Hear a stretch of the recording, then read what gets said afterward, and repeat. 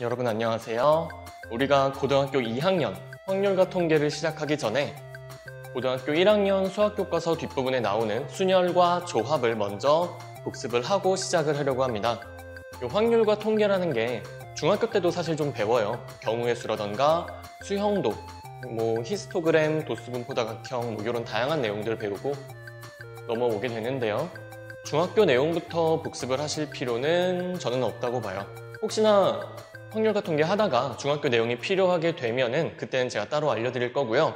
그런데 대신에 이 내용, 고등학교 1학년 수학교과서의 순열과 조합, 이 단어는 반드시 여러분들이 복습을 하셔야지 2학년 때 할 확률과 통계 내용을 이해하실 수가 있습니다. 이거는 선택이 아니라 필수예요. 무조건 할 줄 알아야 돼요.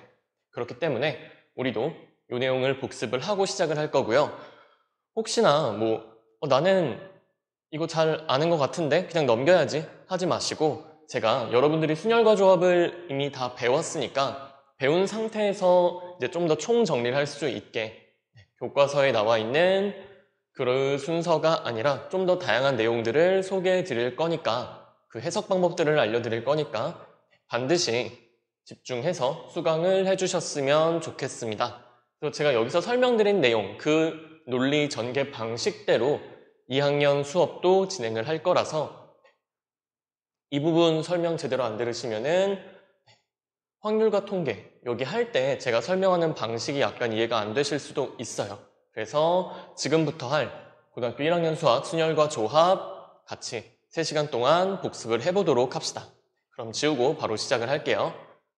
먼저 다룰 거는 여러분들이 이제는 무의식적으로 쓰고 있을 합의 법칙입니다. 합의 법칙이 뭐냐라고 하신다면은 어떤 두 사건 A, B가 있는데 얘가 동시에 일어나지 않는데요. 그때 두 사건 A, B가 일어나는 경우의 수가 각각 M과 N이라고 한다면은 사건 A 또는 사건 B가 일어나는 경우의 수는 각각의 사건이 일어나는 경우의 수인 M과 N을 그냥 더해주기만 하면 되더라 라는 게 바로 합의 법칙이었죠. 그래서 합의 법칙에서 얘기하고 있는 거는 우리가 덧셈이라는 연산에 대해서 얘기를 하고 있는 거고요. 우리가 확률과 통계에서 덧셈의 의미는 그럼 어떤 식으로 해석을 하시면 되냐? 이런 식으로 해석을 하실 수가 있습니다. 기본적으로 케이스 분류라는 관점에서 우리가 덧셈이라는 연산을 바라보실 수가 있어요. 이 케이스 분류가 뭐냐? 여러분들이 수학하실 때 이 케이스 분류를 굉장히 잘 하셔야 돼요. 그쵸? 어떤 경우에 따라서 만약에 이렇다면 이거고 이 경우에는 이거고 이 경우에는 요거다 이런 식으로 우리가 경우를 나누잖아요. 그거를 케이스 분류라고 생각을 해볼게요. 그래서 전체 경우가 이렇게 있다라고 했을 때 이거를 몇 가지 케이스로 나눌 수가 있겠죠. 예를 들어서 이런 식으로 3가지 경우로 나눈다라고 해봅시다. 그러면은 첫 번째 케이스가 있을 거고요. 두 번째 케이스가 있을 거고 세 번째 케이스가 있게 되겠죠. 그랬을 때 우리가 사건이 동시에 일어나지 않는다는 얘기는 여기 케이스 1과 케이스 2, 케이스 3가 서로 겹치는 부분, 교집합이 없다라고 생각을 해주시면 되겠죠. 이런 경우를 우리가 나중에 이름을 붙여주겠지만 배반 사건이다 라고 얘기를 해요. 이 경우 1번이랑 2번 경우는 서로 교집합이 공집합이기 때문에 겹치는 부분이 없기 때문에 두 사건은 서로 배반 사건이다 라고 얘기를 해줍니다. 이 용어는 나중에 다시 설명을 드릴게요. 여튼 이런 식으로 겹치는 부분이 없게 케이스를 잘 나눠줬다고 해볼게요. 그랬을 때 이 케이스 1에 해당하는 경우가 A, B, C 3가지 경우가 나오고 케이스 2에 해당하는 경우가 D 1가지 경우가 나오고 케이스 3에 해당하는 경우가 직접 구해봤더니 E랑 F 이렇게 2가지 경우가 나온다라고 해볼게요. 그래서 여기서 3가지 경우 나오고 여기서 1가지 경우 여기서 2가지 경우가 나온다라고 했을 때 우리가 어떤 얘기를 해줄 수 있냐? 전체 경우의 수는 얼마냐라고 한다면은 지금 케이스를 3개로 나눠놨죠? 그쵸? 그랬을 때 전체 경우는 이것들을 전부 더하면 되더라. 따라서 전체 경우의 수는 3 더하기 1 더하기 2에서 6가지 경우가 나오더라 라는 게 바로 덧셈을 통한 케이스 분류죠. 합의 법칙의 적용입니다. 여기서는 뭐 두 사건이라고 적어 놓긴 했는데 3개 이상의 사건들에 대해서도 당연히 성립을 합니다. 물론 동시에 일어나지 않는 어떠한 2개도 동시에 일어나지 않는 사건들이어야겠죠. 그래서 이런 식으로 일단 구조를 분석하실 수가 있는데요. 뭐 예를 들면 이런 거예요. 어떤 예를 들까? 뭐 분식집에 갔다라고 해봅시다. 분식집에 갔더니 메뉴판에 김밥이 있고요, 라면이 있고요, 돈가스가 있어요.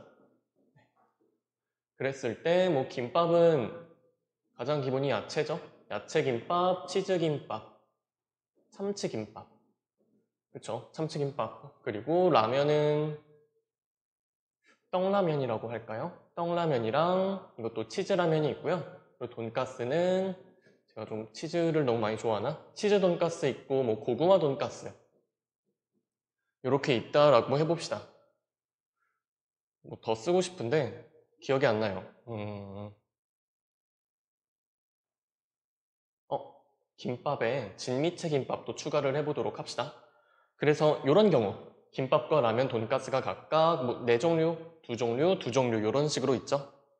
그랬을 때 우리가 요 분식집 들어가서 메뉴를 하나만 고른다라고 해볼게요. 딱 하나만 골라 먹는다. 맘 같아서는 김밥과 라면을 같이 먹고 싶긴 하지만 이 총 4가지, 2가지, 2가지 중에 하나만 고른다라고 했을 때 메뉴를 고르는 방법이 몇 가지가 나오겠냐라는 거죠. 그러면은 뭐 여러분들 이거 어려운 수학이 아니죠. 어떻게 세주냐? 김밥 중에 고를 수 있는 거는 4가지죠. 그리고 라면 중에 고를 수 있는 거는 2가지고요. 돈가스 중에 고를 수 있는 건 2가지죠. 그렇죠? 이런 식으로 케이스가 하나, 둘, 셋으로 분류가 되어 있는 상태입니다. 그렇죠? 그랬을 때는 각각이 일어나는 경우를 그냥 더해주기만 하면 된다. 그래서 우리가 메뉴를 선택할 수 있는 경우는 총 8가지가 되더라라는 거. 이거는 뭐 사실 여러분들이 합의 법칙을 배우지 않아도 이미 다 알고 있는 내용일 거예요. 그래서 이런 경우에 우리가 합의 법칙을 쓴다. 기본적으로 덧셈이라는 연산은 케이스 분류에서 쓰인다라는 거 아실 수가 있습니다. 그럼 여기서 한번 확인을 해보면 좋은 게 뭐가 있냐면은 우리가 덧셈이라는 연산은 뭐 A 더하기 B라고 해보시면요. A 더하기 B나 B 더하기 A나 같죠? 교환 법칙이 성립하기 때문에 더하는 순서는 상관이 없습니다. 이걸 여기서도 한번 해석을 해보시면요. 제가 여기서 메뉴를 고를 때 앞에서부터 세는 게 아니라 돈가스부터 보고서 돈가스 2종류, 라면 2종류, 김밥 4종류 해서 8가지 종류다. 이런 식으로 봐도 전혀 문제가 없죠. 그쵸? 그래서 이런 식으로 케이스 분류했을 때는 뭘 먼저 세주든지 상관이 없습니다. 덧셈에서 교환 법칙이 성립하기 때문에 더하는 순서는 상관이 없게 되겠죠. 그래서 이런 거 하나 체크해 두시면 되고요. 그리고 2번째는 요거. 우리가 덧셈은 케이스 분류라고 했잖아요. 그러면 덧셈이랑 비슷한 녀석, 뺄셈을 한번 생각을 해볼 수가 있을 텐데요. 확률과 통계에서 뺄셈의 기능, 이게 뭐냐라고 하신다면은 뺄셈의 기능은 중복된 것들을 제외하는 기능을 해요. 중복된 것들을 제외. 뭐 나중에는 사실 중복된 것이 아니라 무언가를 제외할 때 쓰기도 하니까 그냥 제외라고 씁시다. 어떤 경우들을 제외할 때 우리가 뺄셈이라는 연산을 쓰게 돼요. 그래서 이게 무슨 얘기냐라고 하신다면요. 예를 하나만 더 들어보도록 할게요. 여러분들 시험이 끝나고서 친구들이 놀러 간다라고 해봐요. 그래서 3명의 친구 정마유 씨랑 김민트 씨랑 나 오이 이렇게 3명의 친구가 각각 놀러 가고 싶은 곳을 얘기를 한다라고 해봅시다. 그래서 이 친구는 나는 놀이공원 가고 싶고 PC방도 가고 싶고 노래방도 가고 싶어 라고 얘기를 했고요. 우리의 김민트 씨도 나도 놀이공원을 가거나 근데 나는 독서실에서 놀고 싶어 아니면 카페도 가고 싶어. 뭔가 독서실이 껴있는 것 같지만 누군가에게는 놀이가 될 수 있겠죠. 그러고 이 친구는 나는 PC방 가고 싶고 노래방 가고 싶고 수영장에 가고 싶어. 자, 이런 식으로 각자 가고 싶은 곳들을 얘기했다라고 해봅시다. 그랬을 때 우리가 지금 각자 가고 싶은 경우가 세 가지죠. 그쵸? 그랬을 때 갈 곳을 하나 정한다라고 해볼게요. 그랬을 때 지금 케이스가 하나, 둘, 셋으로 분류가 되어 있네. 그런데 3, 3, 3이니까 총 우리가 구하는 놀 곳을 정하는 방법은 9가지다 라고 얘기를 해주시면 요거는 틀리죠. 왜 틀린가 하고 봤더니 너무나 뻔하게 보이시죠? 놀이공원 겹치죠. 그리고 PC방 이것도 겹치고요. 여기 나오는 노래방도 겹치게 되죠. 자, 그랬을 때 이게 9가지나 나온 이유가 우리가 겹치는 것들을 다 해줘서 고를 수 있는 경우가 9가지나 나온 거죠. 이때 뺄셈을 사용해 주시면 됩니다. 어떻게 쓰면 되냐? 각각 더해서 3 더하기 3 더하기 3에서 9가지가 나오는데 놀이공원은 같은 거잖아요. 그런데 2번 세졌으니까 하나를 빼주시면 될 거고요. 그리고 PC방도 2번씩 세졌으니까 하나를 빼시고 노래방도 2번 셌으니까 하나를 또 빼시면 되겠죠. 그래가지고 총 6가지 경우가 가능하다라는 거 확인하실 수가 있습니다. 그래서 이 뺄셈의 의미는 우리가 이렇게 중복되는 경우들을 제외할 때 그럴 때 뺄셈을 사용할 수 있습니다. 실제로 세보셔도 놀이공원, PC방, 노래방, 독서실, 카페, 수영장 이렇게 총 6가지 경우가 나온다는 거 확인이 되시죠? 그래서 이런 경우는 합의 법칙을 그대로 쓰시면은 안 되고요. 겹치는 경우가 있기 때문에 뺄셈으로 제외를 해주셔야 된다는 거 신경 써주시면 될 것 같아요. 그래서 이 경우들은 두 사건 A, B가 동시에 일어나는 경우들이 있는 거죠. 그쵸? 동시에 놀이공원 얘기했고 동시에 PC방 얘기했고 동시에 노래방 얘기했으니까 합의 법칙만 적용하면은 안 된다. 그래서 가장 기본적인 두 개의 연산, 덧셈과 뺄셈의 기능에 대해서 알아봤고요. 그럼 이제 4층 연산 중에 2개가 남았죠. 곱셈이랑 나눗셈, 그것도 바로 들어가도록 하겠습니다. 이제 곱의 법칙을 볼 건데요. 곱의 법칙도 역시나 말은 길죠. 근데 내용 자체는 간단합니다. 두 사건 A, B에 대해서 A가 일어나는 경우의 수가 M이고 그리고 그 각각의 경우 그러니까 A가 일어나는 경우가 M가지가 있잖아요. 이 M가지 각각의 경우에 대해서 사건 B가 일어나는 경우가 N일 때 두 사건 A, B가 잇따라 일어나는 경우의 수 두 사건 A, B가 잇따라 일어나는 경우 연속적으로 일어나는 경우의 수는 M 곱하기 N이다. 이때는 곱해주면 된다라는 거 이게 바로 곱의 법칙이고 당연히 확률과 통계에서 곱셈의 의미를 알려주고 있는 거죠. 그렇죠? 연속적으로 일어나는 두 사건의 경우의 수를 구할 때 우리가 곱의 법칙을 쓴다라는 거 아실 수가 있습니다. 그래서 아까 합의 법칙에서는 그렇죠? 두 사건이 연속으로 일어나면 안 됐죠. 그렇죠? 동시에 일어나면 안 되는 경우였는데 곱의 법칙은 두 사건이 동시에 일어나죠. 순서를 좀 부여해 주셔도 괜찮습니다. 잇따라 일어나는 거니까 결국에 A도 일어나고 B도 일어나야 된다라는 거가 되겠죠. 그래서 우리가 알아볼 거는 곱셈의 의미, 확률과 통계에서 곱셈의 의미고요. 그거를 하기 위해 간단한 예를 들어보도록 할게요. 제가 어딘가에서 티셔츠를 산다라고 합시다. 이런 식으로 티셔츠를 산다라고 했을 때 기본적으로 2가지를 고르겠죠. 디자인을 골랐으면은 어떤 걸 고르냐면은 사이즈 S, M, L, XL 이렇게 4가지 사이즈가 있다고 합시다. 그랬을 때 사이즈를 고를 거고요. 그리고 색도 고를 수가 있겠죠. 그래서 색은 흰색 있고요. 그리고 검은색 이렇게 2가지 색이 있다라고 해봅시다.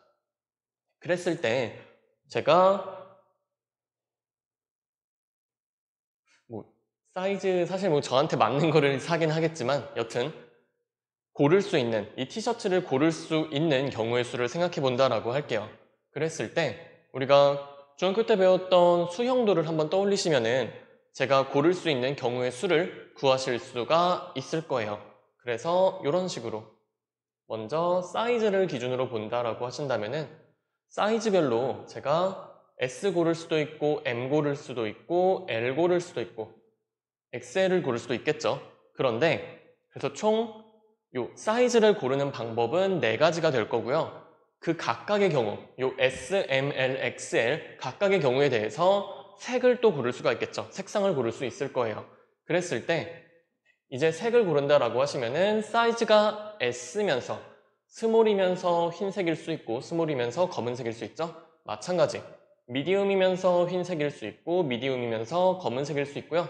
라지면서 흰색, 검은색 2가지 경우 있겠고 X라지일 때도 흰색, 검은색 이렇게 2가지 경우가 있겠죠. 그래서 이 4가지 경우 각각에 대해서 색을 고르는 방법이 2가지가 있죠. 그러면은 사이즈랑 색을 이렇게 연속적으로 고르는 경우의 수는 바로 4 곱하기 2다 라고 계산을 하실 수가 있다는 겁니다. 그쵸? 그래서 제가 여기서 티셔츠를 고르는 방법은 총 8가지 경우가 생긴다라는 게 곱의 법칙의 내용입니다. 이거 아시겠죠? 뭐 간단한 내용인데요. 이것도 한번 우리가 뜯어보도록 할게요. 보시면은 제가 사이즈 먼저 고른 다음에 색을 골랐잖아요. 근데 반대로 색을 먼저 고르고 사이즈를 고를 수도 있겠죠. 그쵸? 그러면은 색을 먼저 골랐다라고 하면은 흰색을 먼저 고르면은 거기에 해당하는 사이즈가 4개가 있겠죠. 마찬가지로 검은색을 골랐을 때 거기에 해당하는 사이즈가 4개가 있을 거예요. 그러면은 이 2가지 색상에 대해서 사이즈가 각각 4개씩 있기 때문에 2 곱하기 4는 8이다. 이런 식으로 계산을 해주셔도 괜찮다라는 얘기죠. 그쵸? 그래서 우리가 곱셈으로 이렇게 연산이 되어 있을 때 사이즈부터 고르고 색 고르든 아니면은 색 고른 다음에 사이즈 고르든 상관이 없죠. 그쵸? 이런 식으로 사건의 발생 순서를 우리가 조절을 해줄 수가 있습니다. 당연히 결과는 같죠. 그쵸? 그 결과 같은 이유를 이렇게 보실 수도 있어요. 곱셈이기 때문에 어떤 걸 먼저 곱하든 상관이 없죠. 그래서 곱셈에서도 교환 법칙이 성립하니까 4 곱하기 2를 하든 2 곱하기 4를 하든 당연히 같은 결과가 나오고 물론 해석하는 건 좀 차이가 있겠죠. 그래서 이런 식으로 우리가 곱셈을 통해서 사건의 발생 순서 조절을 해줄 수가 있고요. 그리고 또 어떤 걸 해줄 수가 있냐? 얘를 이런 식으로 보실 수도 있거든요. 제가 사이즈 고른 다음에 색 골랐잖아요. 그럼 이 사이즈에 대해서 지금 색이 2가지 고를 수 있죠? 마찬가지로 미디움에서도 색을 2가지 고를 수 있고 라지에서도 색 2가지 고르고 엑스라지에서도 색을 2가지를 고르죠.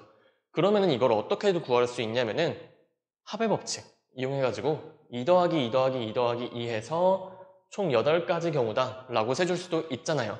그쵸? 그래서 우리가 이거를 덧셈의 관점에서 본다 라고 하신다면은 덧셈의 관점에서는 2 더하기 2 더하기 2 해서 2 더하기 2 더하기 2 더하기 2 요걸 해가지고 8이 된 거죠. 그런데 곱셈의 관점, 방금 했던 요 곱셈의 관점에서 보시면은 요거는 그냥 총 4가지 경우에 대해서 그쵸? 이 색 고르는 방법이 2가지잖아요. 그런데 여기도 2가지, 여기도 2가지, 여기도 2가지, 여기도 2가지 같은 구조가 반복되죠. 사이즈 하나당 흰색 아니면 검은색이니까 요 같은 계산 구조가 반복이 되더라. 똑같은 구조가 4번이나 나오더라. 그러면은 이거는 똑같은 구조가 4번 나오네. 근데 그 구조 하나당 지금 2가지 경우가 있으니까 4 곱하기 2에서 8이다 라고 계산을 해줄 수가 있는 거죠. 그래서 우리가 이런 식으로 덧셈의 관점에서 보는 것보다 곱셈의 관점에서 보는 게 훨씬 편하죠. 이 경우는. 그쵸? 이게 만약에 사이즈가 막 6가지, 7가지 이렇게 된다면은 덧셈은 그걸 다 지금 쭉 써야 되잖아요. 근데 곱셈은 어차피 같은 구조니까 여러 번 똑같은 거 또 셀 필요 없이 그냥 반복되는 경우를 곱해주면 되더라. 이런 식으로 해석을 하실 수가 있습니다.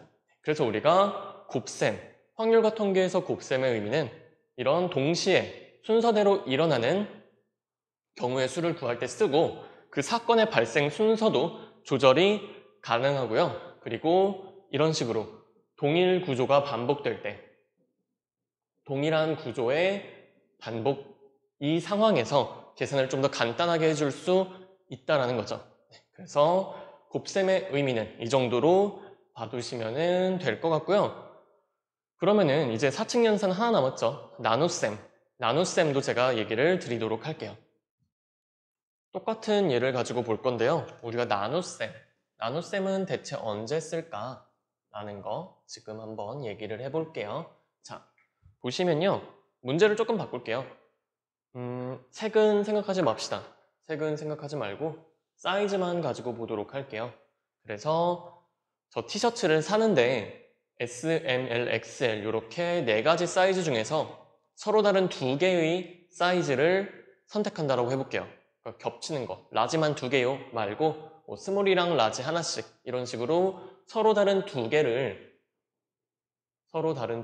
선택하는 경우를 생각한다고 해볼게요. 그쵸? 선택만 하는 거예요. 그랬을 때 뭐 뒤에서 나올 내용이지만 여러분들이 이미 1학년 내용 공부하셨으니까 요거 그냥 4개의 사이즈 중에서 2개를 선택하면 되죠. 그쵸?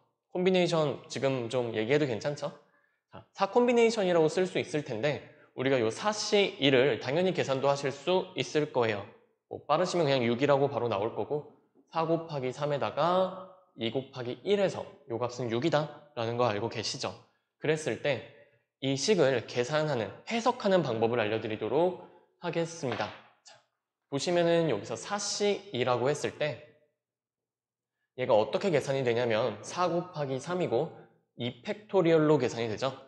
그쵸? 밑에가 2 곱하기 1이니까. 자, 그럼 이것도 이렇게 보도록 할게요.